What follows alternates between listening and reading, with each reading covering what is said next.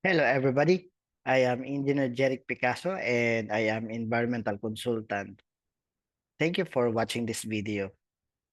And this day, I would like to give information on the typical findings of our inspector or evaluators from EMB Regional Office regarding the compliance of our establishments to the requirements of major environmental laws. One typical finding is the failure to present proof of compliance, and this refers to the copies of our relevant DNR permits, clearance, and certificates, including the reports prescribed to be submitted. And when we fail to present these compliance requirements during their inspection in in your facility, there will be a adverse finding and can be form part of the report of inspection, which can be ground for the issuance of notice of violation with or without technical conference. Another finding is the late filing or late application of DNR permits. Like if we file discharge permit, permit to operate, apply for environmental compliance certificate, since we are already operating without these relevant permits, that can be an adverse finding, which can lead to the issuance of notice of violation with technical conference. Another finding is the exceedance to DNR effluent standard per section per DAO 2016-08.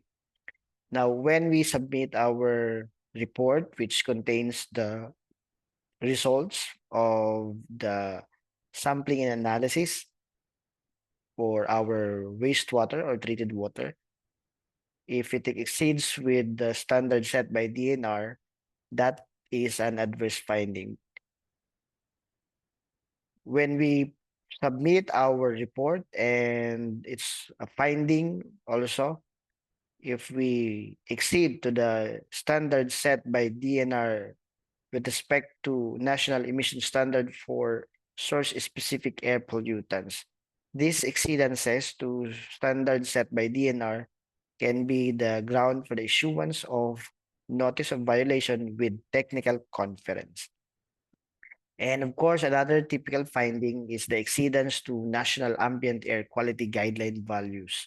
When we conduct ambient air sampling to get sample of air and analyze with respect to total suspended particulates and other parameters. And if it exceeds with the national ambient air quality guideline values, that can be a ground for the issuance of the notice of violation with technical conference. So the procedure when we receive the notice of violation from EMB regional office, we will be required to submit a position paper or verified explanation letter within 15 days upon receipt of the notice of violation with or without technical conference. This can be the way for us to justify why we are not to be penalized. And it's a part of due process to give our side why we should not be penalized based on applicable laws, rules, and regulations.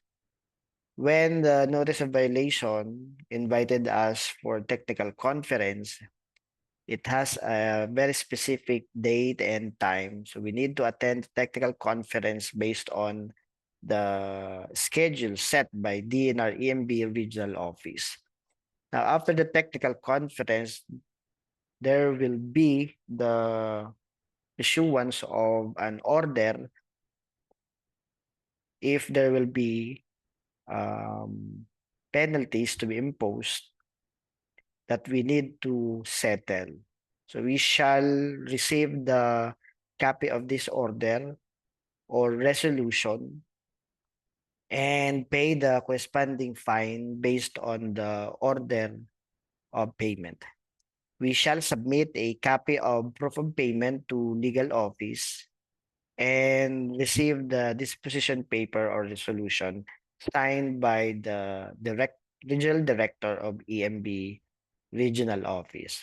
Sometimes they issue an advance copy for us to proceed with our applications for relevant permits as a basis of the evaluator from Pollution Control Division that the violation has been settled. So the copy of the disposition paper or resolution and the official receipt of payment or proof of payment for them to process our ongoing applications of permits. So these are the typical findings and the actions of the concerned legal office and the action to be taken by the project proponent, the owner or operator of the establishment through its pollution control officer or the authorized representative. I hope you have learned something about these typical findings and procedures on environmental cases. I am Engineer Jeric Picasso and protect the environment, protect life. Thank you very much.